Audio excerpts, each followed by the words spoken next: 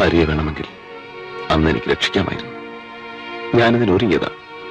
പക്ഷേ തളർന്നു കിടക്കുന്ന എന്റെ ലക്ഷ്മിയുടെ മുഖം കണ്ടപ്പോ പിന്നീടൊന്നും ആലോചിക്കാനുള്ള ശക്തി എനിക്കുണ്ടായില്ല. ഒരു ഭ്രാന്തനെ പോലെയാണ് പിന്നെ ഞാൻ കാർ ഓടിച്ചത്. പക്ഷേ ഫലമുണ്ടായില്ല.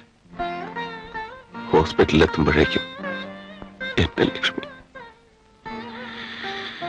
എനിക്കറിയാം ഞാൻ ചെയ്ത തെറ്റിനുള്ള ശിക്ഷയാണ്.